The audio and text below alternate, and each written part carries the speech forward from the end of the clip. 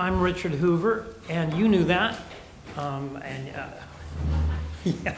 Thanks for the ones of you that came and visited Santa Cruz Guitar Company last week. That was a delight for me. I'm trying to project enough that I don't have to be on the microphone. How's this doing? Can you hear me? The best way to do this, of course, is to come see the shop and see some hands-on demonstrations and get a feel for how we go about what we do. And most of you didn't come, I don't think. Can I get a show of hands who didn't come visit? Okay, I'm gonna stick with some fundamentals here. So I guess by way of introduction, there's a lot of people in the world that make guitars, and hopefully there'll be more as time goes on, and that might be you guys. Guitar making is a lot more accessible than when I started out. When I began, there was nothing in print yet on making a steel string guitar, but there was a lot of information on the violin, a lot of diaries of builders, a lot of reviews, evaluations, and speculations, and I ate all that stuff up, and it was great because I started in my guitar building with the assumption that steel string guitars were made like violins, that people cared about nuance, sophistication, complexity, and they weren't. The difference between the violin and the steel string is the violin's a little tiny air chamber, and there's a few tricks that it has to project through the audience and get to the back of a concert hall. And of course, in the classical tradition, we want to deliver a sophisticated, rich, full, inspiring sound out of the violin. I have a friend that manages a modest guitar company in Indonesia that makes 1 million guitars a year. And he clued me into the difference with the steel string. He said, it's loud enough that marketing will take care of the rest. So seriously, people can sell 1 million guitars a year through colors, lifestyle associations, maybe endorsements and so forth, and talk on the internet. It doesn't mean we're not sophisticated in buying these less sophisticated guitars. Most of us really haven't heard a guitar that's truly astounding in that regard. And I'm a big fan of cheap guitars. I'll have my 45th wedding anniversary in a couple of months, and it's all the fault of a cheap guitar. You know, I was able to attract my wife's attention with the brand was Rodeo. Who knows where it came from, but it did the job. You can write a song and change the world with an inexpensive guitar. So you never find me dismissing those. So, you know, we will spend a little time talking about how you could make a guitar more sophisticated sounding. But I think the first place to go with this is let's break it down into the parts of sound that we listen to when we play a guitar. I'm looking around here, and I meant to start out with what an astounding place you guys are having your conference in. The natural beauty here is not just you. One of my favorites, Paramahansa Yogananda, that wrote the autobiography of a yogi, came up from Santa Monica in the 1920s in an old rattly 1920 car all the way up Big Sur to an event here. And he said that this place of Silomar had the most, I'm trying to remember his words, the most calming energy of any place he'd ever been in the world. You know, just the natural feeling for this place. So if you're not inspired yet, be prepared to be inspired. It's a great place to do it. So let's think about when we listen to an acoustic guitar. There's a lot of information on the internet, which is a good thing. Some of it's actually helpful. You know, unfortunately, it tends to be the person that is that says the most, the loudest, that gets the expert status on the internet. So sometimes we have to sort a little bit through that. But if I may, one of the first things that we're doing as custom builders is getting the right sound for someone. And I'm going to break it into two different components, really, or two different parts. There's many components. The two parts would be One is there's some things that everybody wants. It's universal in a guitar that you decide whether the guitar is excellent or not. And we'll get a little deeper into this, but that's sustain. That when you play the guitar, the energy lasts uninterrupted. You can decide when to stop. The other one is it's really the complexity of overtones that create a rich, full, colorful sound, along with it being loud enough that marketing will take care of the rest. But when it develops overtones, it's rich, full, colorful, and inspiring. Everybody wants that. There may be some obscure things that would counter that, maybe in a jazz style where somebody's playing, each chord represents a note. They're playing really quickly, and they want the chord to be presented and die fast and move on to the next one. But we all like sustain and overtones. Everything else is a personal choice.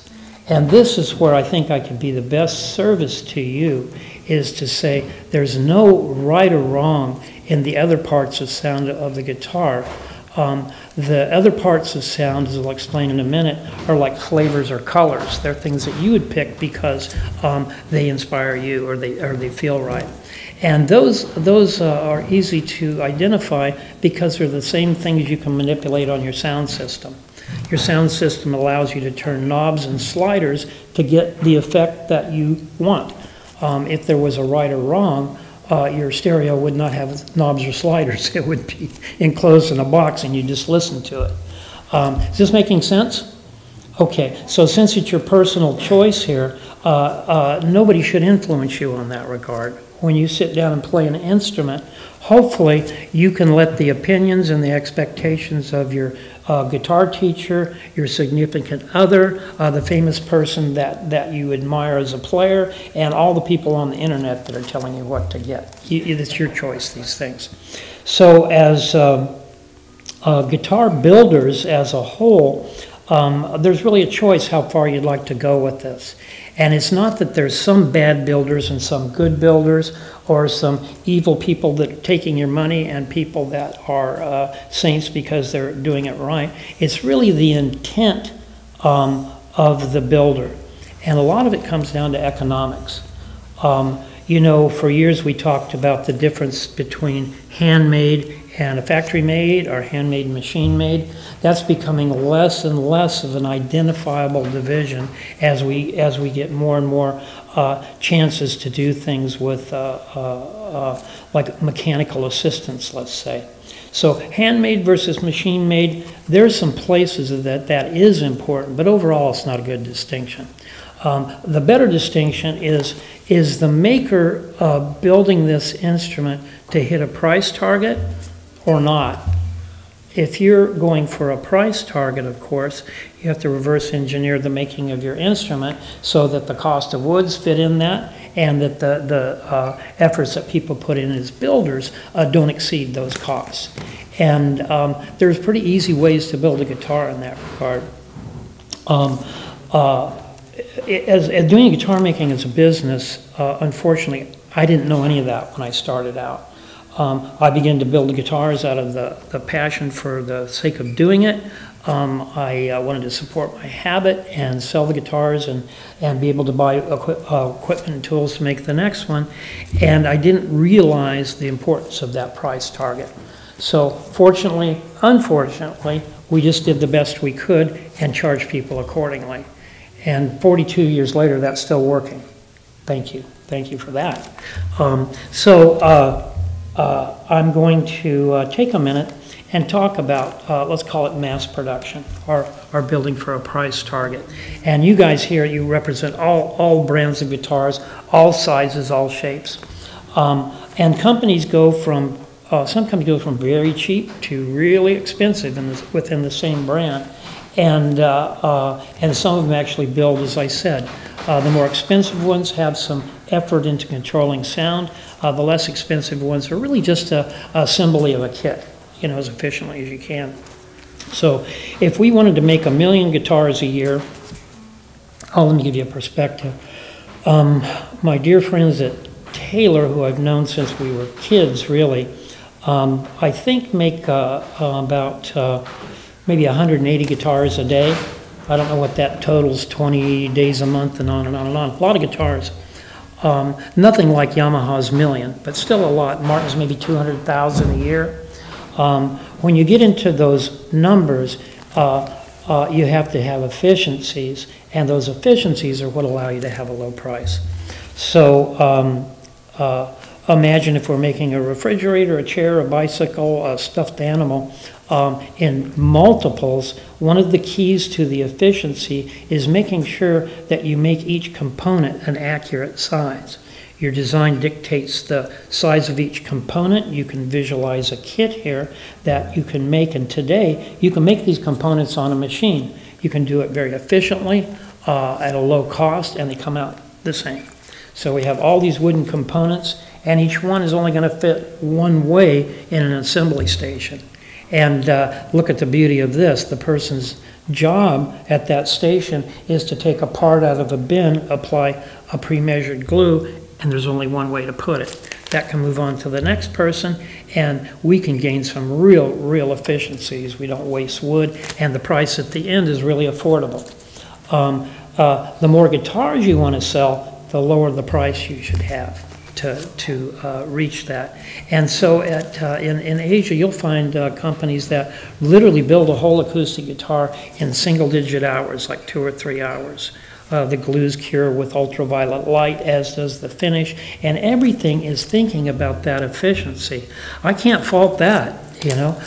More guitars, less price, more music, the world's a better place. It's a great thing. So let's look at the other end of that. If you want the most sophisticated sounding instrument, because this is your tool to express your creativity, and you want something that inspires you to bring out the best in you. Wood is a funny medium. In the living tree, it's random densities. And if you cut 10 pieces out of the same tree, exactly the same size, and you tapped on them, they'd ring at a random frequency. And that random frequency in its own is as good as any other, but when you put two frequencies together, which are vibrational lengths, if they nest together and cooperate, we call that harmony. That harmony allows sustain, and those two notes that are working together bloom a colorful cloud of overtones around them, and it's rich, full, and inspiring. So what the master violin makers of old did, and I'm getting into really seriously the secrets of Stradivarius here. Why did those guys not only get exceptional sounding instruments but be able to do it consistently? Because instead of making things to exact dimensions, they were making things to exact frequencies, and they were assembling the instrument as you'd make a chord on your guitar or piano. With these vibrational lengths in harmony, when the strings are excited, the instrument has sustain and beautiful rich overtones. And it's really that simple. The harmony, allowing sustain and overtones, deliver exactly what we're all looking for as we go from store to store to look for the great sounding guitar. In the mass production paradigm, where we're assembling this kit of random frequencies, we're throwing rocks at the piano blindfolded. We could get anything, including if you throw enough rocks at a piano, you'll get a chord every once in a while, or a partial harmony. And that explains why there's the variance in different instruments as you go through the music store, play the same brand, the same model, and you've been advised to look for the good one, right? Okay. Well, that's why that is so. The random putting together of these frequencies sometimes will give you a beautiful mix, but not very often. Usually what this is enough discordance of vibrational links banging into each other and killing the sustain that you can get a guitar that's plenty loud, but it's not truly inspiring. The cat walking on the piano in the YouTube video. It's really funny. That's worth the trip to watch that. But it's not going to make you go out and fall in love or write a song to change the world. The concert pianist playing a well-composed chord or an accurately composed chord really will stir you emotionally, intellectually, and now we're getting to the stuff that can change the world. When you sit down to write a song, if your guitar has substance beyond the 5th fret, you'll go up there. You'll try it out. You'll do things that you haven't done before. So I don't want to lay on too much more here because I'm trying to keep it as simple as possible. How come some guitars sound better than others, even though it's from the same maker and the same brand? Because going for a price target and efficiencies, they cannot take the time to control sound. That would knock it out of the price range. Likewise, if you're building an instrument to control the sound, you can't take advantage of the efficiencies that the factories do and get it at a low price. Are you still with me? Yeah, okay, so luckily none of this is opinion yet. We can go on the internet and get plenty of opinions, and I'm here today to talk about the physics of this. So we're custom builders. Probably 8 guitars out of each 10 are instruments that we're building for someone for the sound they want to hear. And this can be pretty simple. It's not that complex. Think about adjusting your sound system. You're capable of doing that. Likewise with the guitar, if you were playing or listening to bluegrass, we're used to and we want a predominant bass. So our graphic equalizer, you move the bass up and you get a predominant bass. And that nice thumpy sound is part of the music, part of the emotion, and we'd like a guitar, likewise, that has a predominant bass. So this is a personal choice. We've controlled it on the sound system. If your style is a finger-style jazz, maybe open tunings, where you want your audience to hear each note clearly and all the nuance, a predominant bass is in your way. You might hate that guitar. You prefer the balance to be even, like in classical music. Each note can be presented at exactly the same volume, so you as the artist could decide to make something loud or soft and have that ability to do that nuance. So this EQ that I'm talking about as an abbreviation, how much bass versus treble, whether you know it or not, that's one of the choices you make when you play a guitar to see if it's right.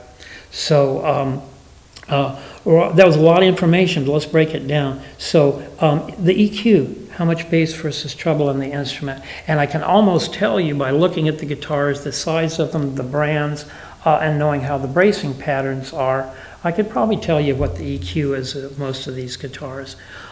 You'll hear it when you play. But now we got one out of many choices in this instrument. We're talking about sound right now. The next one is tone.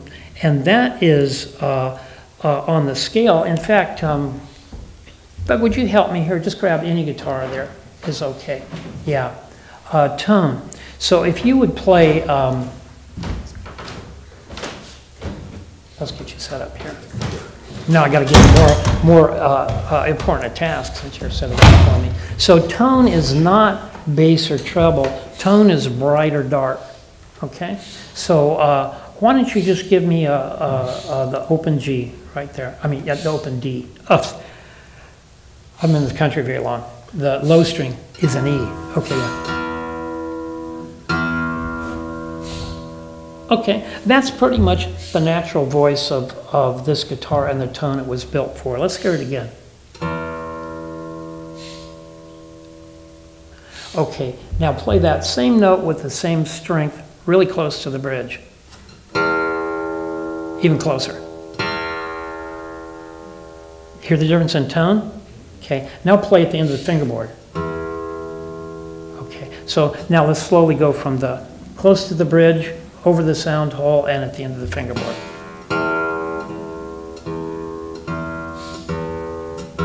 Yeah, you hear how they got warmer, rounder? Those aren't judgments, those are personal tastes. If you were wanting to, again, have your audience hear each note you played clearly and separately, and all the nuance you put into it, you'd want a tone that was like, let's play next to the bridge. Yeah, that clarity. And your guitar would deliver that beautiful nuance. If you're like me as a singer-songwriter and you don't want the audience to hear every note you play, that note up at the end of the fingerboard that's warmer and rounder is going to allow me to use the guitar as part of my presentation, but you're going to pay attention to my brilliant lyrics instead of my fancy guitar playing. So again, tone isn't right or wrong, it's a choice. And tone is created by your choice of woods. And this is funny because you could spend a week on the internet arguing with people about this. But the tone, the bright or dark, is a function of the choice of wood that you have. This guitar is, let me take a peek again at the top. I can't tell what string it is, so I don't know the top. Yeah, this is Sitka spruce from Alaska. It's old and reclaimed. Every wood that we use in Santa Cruz is responsibly harvested, and usually an old wood. So I want you to strum an E7th on that. That's pretty friendly. That's nice and forgiving. It worked great for me in singer-songwriter stuff. The Sitka spruce and the Indian rosewood both have that. We can call it quality, but that's misleading. It's more of a quantity. From bright to dark, that's nice and warm and forgiving. I don't know that we have another here that I can really do it. Neil, is your guitar? No, we've got your guitar. We're fixing it. So we talked about Sitka spruce and Indian rosewood. If we were to go to maple and Adirondack spruce, we're going to get that bright, clear response. It's not better or worse, it costs more, but it's not a quality, it's a difference in a personal choice. Yeah, go ahead. So what is it about the wood that imparts those different qualities? It's the weight to strength ratio. Yeah, so if I use metal as an analogy, if you had a bell made out of bronze, it's hard, but it's not that relatively hard, and it's a little heavy. That ratio will give you a warmer tone. If you made the bell out of aluminum, which has a really high weight to strength ratio, it's very light and very strong, that tone would be bright and clear. So the weight to strength ratio in the woods will do the same thing. And you're not going to have to remember any of this, by the way. We're having fun showing off our ability to control these parts of sound. So in the guitar, the Adirondack and most European spruces are a lighter but stronger ratio, and they're bright and clear. The Sitka spruce and the let's say Engelmann, to some degree cedar, redwood, are their ratio lends more towards the warm tone to it.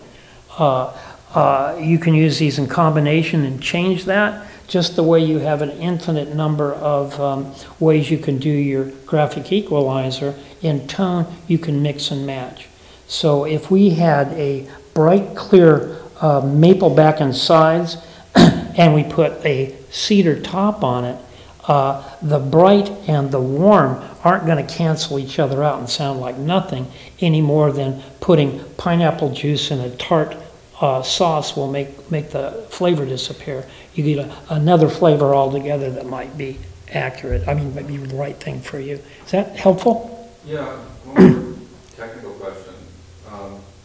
So do you use the bracing specifically to modify the resonant frequency of the wood then? Perfect, yeah. If I think, you know, I'm trying to use terms that make sense to all of us.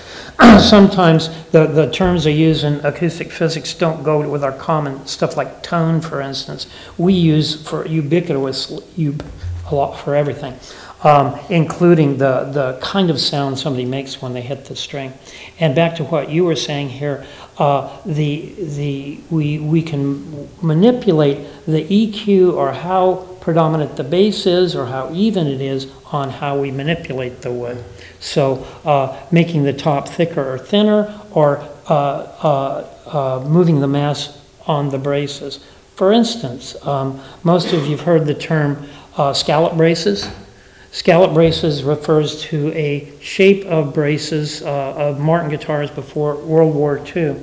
And because of the nature of where that mass was put, it made the bass predominant. So those guitars are louder in the bass. We perceive them as louder overall because our ears pick up lower frequencies more readily than the higher frequencies, and scallop brace guitars sound louder to us. Not better, just louder in the bass. In more contemporary guitars, where the braces are tapered as a real generalization, then we bring the bass down and we have a more even EQ. Can I have one more nerdy question? I love it. Yeah, because hopefully we'll get to the place where I go, I don't know, but I'll find out. So to what extent do you really pay attention to the dimension of the guitar to manage the phase of the sound? Yeah, you mean the size? The dimensions and basically the depth and the size. Just I was thinking about, I used to work with stuff like this. I'm just trying to understand how because when you're dealing with frequencies, you worry about amplitude, you also worry about phase, and that also has an impact on the tone. Is that okay? Can you explain for us what phase is in like pretty layman's terms? Phase is that if you imagine two identical sine waves, yeah, and they're overlapping on top of each other, they're in phase, and so they complement each other and they grow. But if you make them completely out of phase, meaning that where one's a peak, the other's a valley, they cancel each other out. Mm-hmm. But in the middle, you end up generating many overtones, and yeah, you manage your overtone spectrum this way. Yeah, and I was saying earlier, complexity of overtones is desirable in the sense that it makes the guitar more rich and colorful. Okay, so I'm a bit of a loss here because I can't answer your question without going into an opinion. So instead, I'm going to tell you what I do know. Harmony is the key word here in what we're going to talk about. And it's nice because harmony is something that we could use in any endeavor that we go into. When things are in agreement, things flow better, you get stuff done. When we're in conflict, we don't.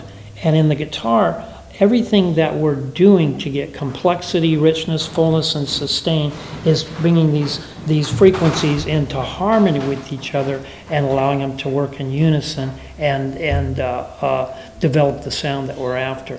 So I'm not sure where phase falls in there, but we have to be manipulating that as well, because if we were out of phase, wouldn't we kill our complexity? Mm-hmm. Yeah.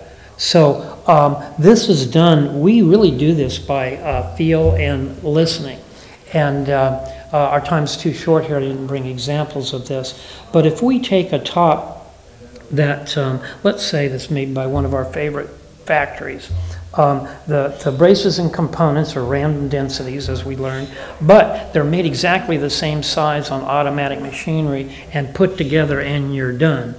And all these random frequencies could deliver anything to us, including contradictory vibrational links, and be out of phase. And that would be the guitar that you hoped you didn't get.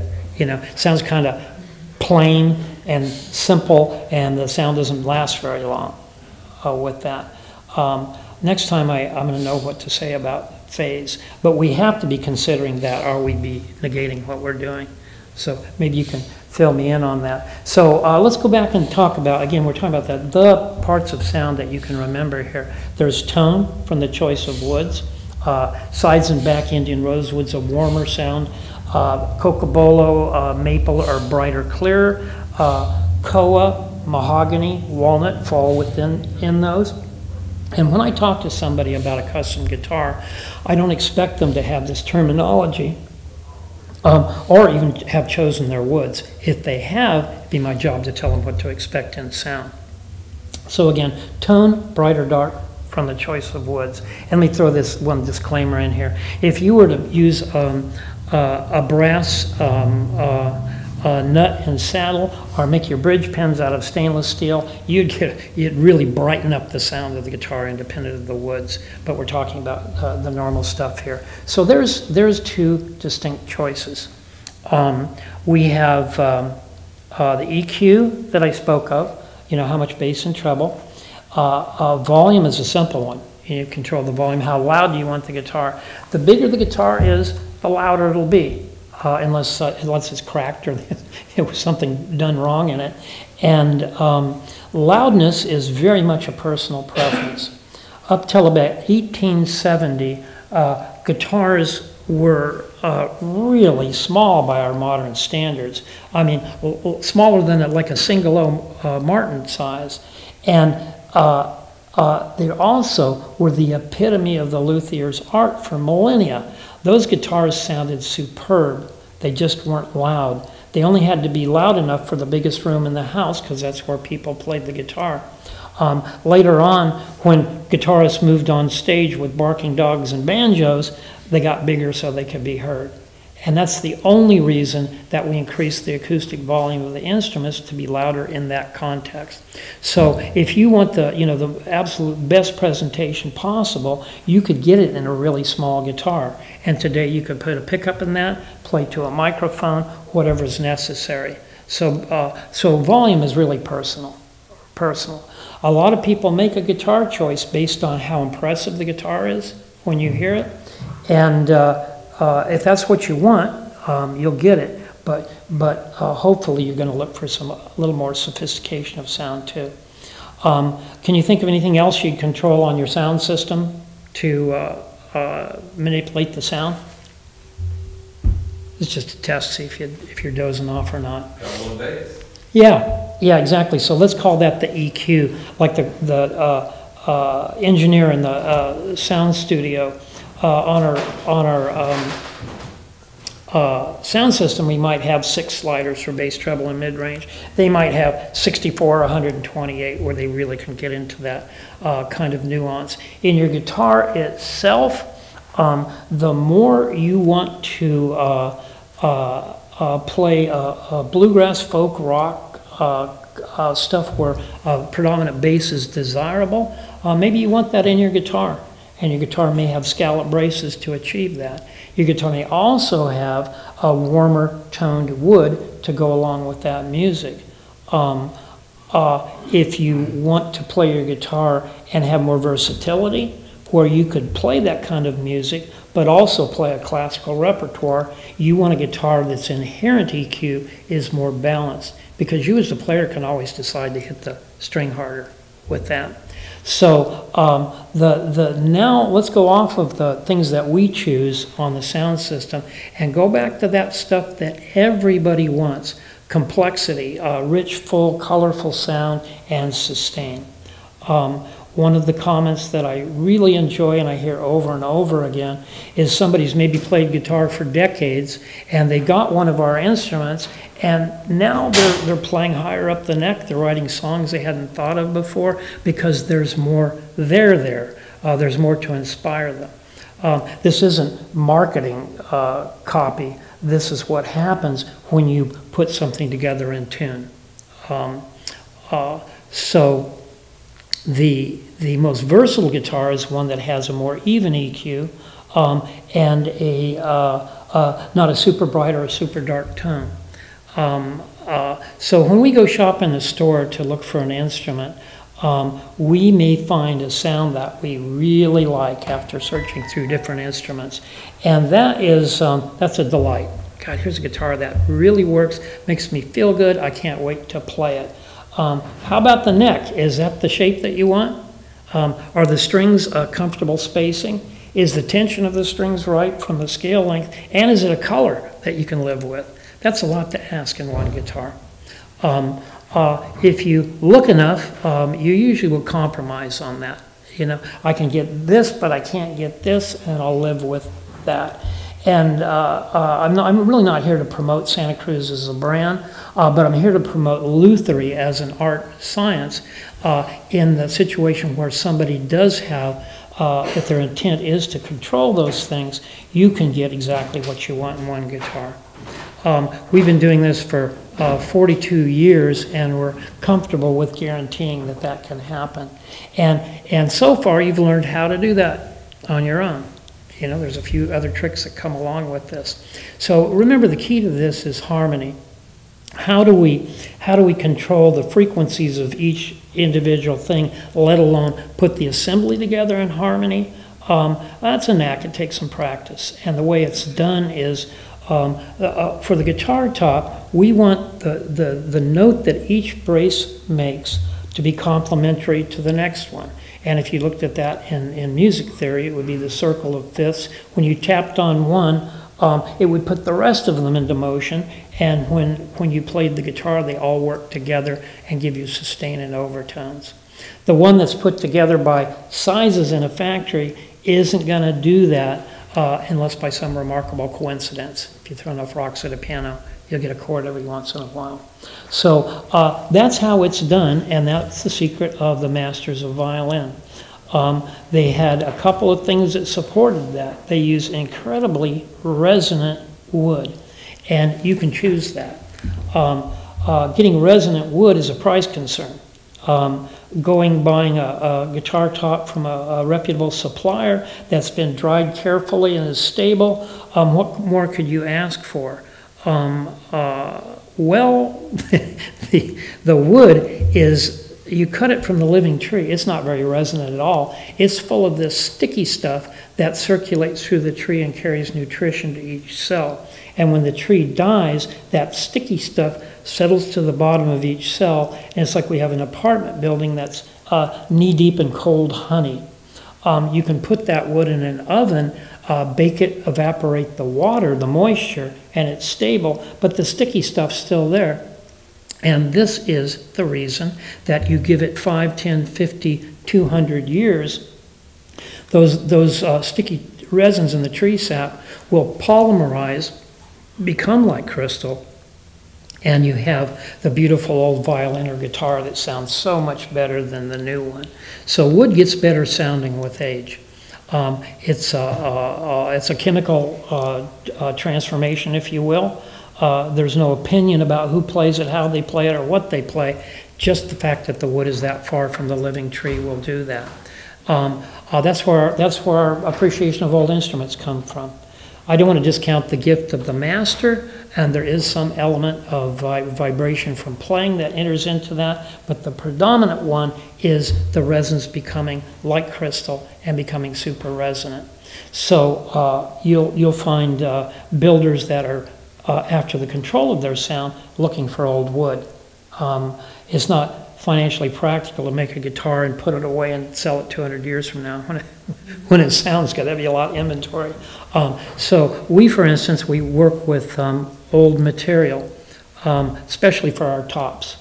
Maybe you've read in some of our promotional stuff for our catalog, we built a guitar for our 40th anniversary, and the Sitka spruce top was 3,000 years old. It was dug up in an excavation, and it had been in the permafrost, and it died, got buried, and it was frozen and preserved. It wasn't fossilized, it was real wood. And I have a lot of stories like this. We don't need 3,000-year-old wood. We need like 50, 75, 150-year-old wood. So let's go back to building with a price target versus not. If we have a price target, there's no store for this wood. And if there was, you'd pay plenty for it, and you'd knock your guitar out of contention in your price target. So companies being efficient, doing mass production, it's not the kind of stuff they look for. Of the ones that did take the trip, I had a couple of pieces there that I tapped on, and the piece of wood that was 5 years old was nice and musical, but the piece that was 1,500 years old made everybody jump, with its resonance. So right there we have one of the secrets of the violin masters that we can apply to our guitars that give it a better sound immediately. And this isn't an opinion of right or wrong. This is like truly, truly great. So there's a couple other things that go along with that old instrument. One is you've heard the folklore about set the guitar in front of a speaker when you go to work and blast it with vibration. There's some truth in there, as there are truth in a lot of cliches. Within that, whether you're playing Bohemian Rhapsody by Queen or a classical piece or rock or whatever, within that piece there are some frequencies that are generated that are the same as the fundamental frequency of the airspace in the guitar or the top itself. And when the guitar moves at those frequencies, the wood gains elasticity. In the French violin school, it was called de-damping. So you ring a bell and you touch it, you dampen it. So this is the idea of de-damping. And how that worked, this is all top secret. Let's say an apprentice probably didn't go to school back then, but anyway, came in to help out, doesn't know anything about the guitar building, but their assignment would be to take the plate, the top plate, and work it in a certain spot and flex it over and over and over and over again. And this was working like if you had ate an ice cream while you watched a video, and you finish the ice cream, the video's not done, you start twiddling with this wooden stick, and you bend it gently, you don't break any fibers. But an hour and a half later, it's a lot more elastic and flexible than it was when you started. And that was the secret process in the French violin school, is de-dampening this portion of the guitar top, and everybody had their own idea of where that was, and they didn't like to talk about it. So when you play your guitar, you get some of that, but remember, it's just that frequency. And you could set up a device to do that, where you could actually vibrate your guitar at its fundamental frequency. And if anybody wants to know, I'll tell you. I don't want to say it in public because there's some product liability there. If your guitar had any compromise with a loose brace or something, you could jiggle it apart. But the whole idea is de-damping, or making this wood more elastic, quicker. So we have the de-damping as a part of that aging of sound. We also have the aging of wood getting more. And then there's one more thing that nobody talks about. The quicker you build anything, the more likely you are to put tension in it. So if we wanted to get a guitar out in 2 hours or 9 hours, you would bend your sides with heat, take them, put them in a mold, assemble the guitar, and there's some spring back and tensions in there. I mean, literally tensions. It's like wearing a tight belt singing opera. And those tensions can take years to relax enough for the guitar to be fully resonant. So the trick there is take your time and assemble the guitar where the pieces fit together and eliminate that tension so you don't have to wait for it. So there's the phenomena of why older guitars sound better and some new guitars sound older right away. So we've covered tone, bright or dark, EQ, how big the bass and treble is, and we've talked about gaining the sustain and the overtones you want in the guitar. And going to a guitar maker that knows how to do this, you shouldn't have to know any of that. It's a comparative analysis. When you sit down and play the guitar you love, we can talk about what you like and like more of, or what you don't like and you'd like less of. The shape of the neck, again, is a comparative analysis. You can play guitars anywhere you go and note the model and the brand and the neck shape. So we're really starting to dial in the parts of sound, whereas before it was confusing, and if you go on the internet, it's impossible. You know, we talk about sound in the sense of wine, you know, all the colorful terms for that. And truly, when anybody gets into the colorful descriptive words, we're really talking about how in tune this instrument is, how close to harmony is, because that's when it'll generate these colorful, beautiful things that we describe in those words. So that should have raised some questions, or it was so good I answered them all already. I'm not sure, but questions are welcome anytime here as we go. I don't know if I said this already, but last year we made 467 guitars, I think. Our numbers have to do with the complexity of the custom stuff we get, so the numbers can can vary quite a bit. We work with a team of about 16 guitar builders that specialize in different aspects of this, simply because you gain mastery by practice and good training. And if you do it over and over and over again and you have the aptitude, you'll get really good at that. And the idea is together we can, the side or the byproduct of doing our best work is to have the best sounding guitar we can possibly do. So those of you haven't visited, come, I'll show you how to do that. We find it much better to be open source than to keep secrets. Keeping secrets is keeping the door shut, and with that, nothing comes in. And we're far from being perfect at what we do or knowing it all. One of the beauties of doing this job is the same thing you all get in being musicians. We deal with people that are happy when they come in, they're happier when they leave. What we do truly has the ability to change the world. So to a large degree, I feel like we're kind of like anarchists.